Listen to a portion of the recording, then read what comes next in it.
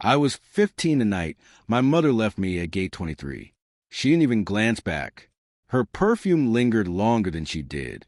"Figure it out," she said, shrugging as if I were nothing more than a crumpled receipt. Then she walked toward her new husband, his kids skipping ahead, passports to Paris in their hands. And just like that, I became baggage she refused to claim. My name is Daniel. I grew up in a quiet suburb, where Saturday mornings meant pancakes, and my mother humming along to the radio. For a while, I believed she loved me. I thought she saw me. Then came the divorce. My father vanished into boardrooms and private airports, the kind of man whose wealth exceeded his time. My mother, in search of comfort and status, found Martin.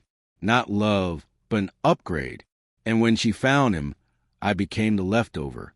At first, it was small things. Family photos without me. Dinners where I was invisible. Martin's children received front row attention. I got the back of her shoulder. I told myself it was temporary, that she would remember, but mothers don't forget their children, not unless they choose to. The trip was billed as family bonding, a European vacation, a chance, she claimed, for me to fit in. But on the morning of the flight, Martin's kids flaunted matching passports and first-class boarding passes. Mine was different, cheaper, smaller, economy class. A warning I only recognized once the knife was already in. At the airport, she asked me to hold her purse while she checked something. She never returned.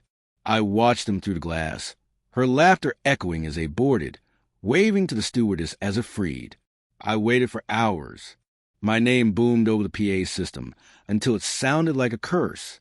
When the boarding doors closed, so did something in me. I dialed her number, straight to voicemail. When she finally answered, her voice was sweet poison. "Daniel, don't be dramatic. You'll figure it out. You're old enough to sleep on a bench, to be unwanted." I whispered, "You're leaving me?" Silence, then the click of disconnection. That sound remains the coldest I've ever heard.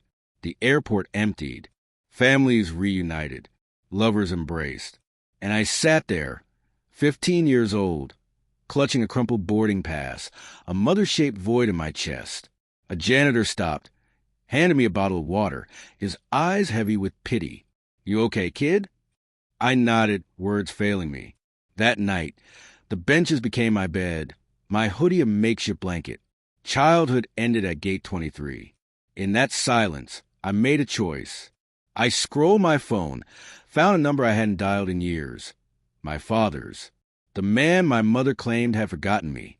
When he answered, his voice cracked. "Daniel." Minutes later, his assistant called back.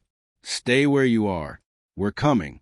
At dawn, a private jet touched down, roaring across the tarmac like something out of a dream. My father stepped off, suit wrinkled, tie loose, eyes scanning until they locked on me. He didn't hesitate, didn't question. He pulled me close. "Never again. You'll never be left behind again."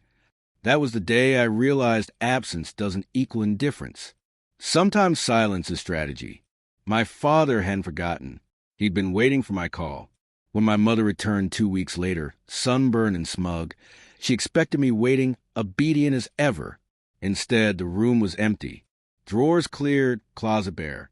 On her nightstand, one envelope. Inside, a legal notice.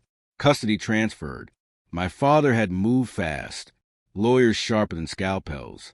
Guardianship severed like a cord. She lost me, not just my presence, but access, calls, visits, even the right to know where I lived. I heard later she screamed, tore the paper, accused Martin of betrayal. But it didn't matter.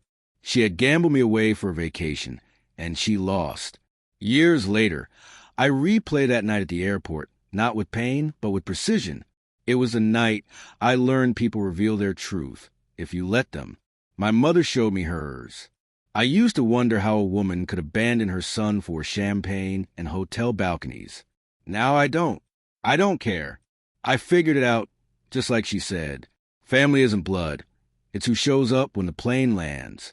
And my revenge? Not anger. Not confrontation. Absence. Silence. Success. When I left her behind, I was never abandoned again.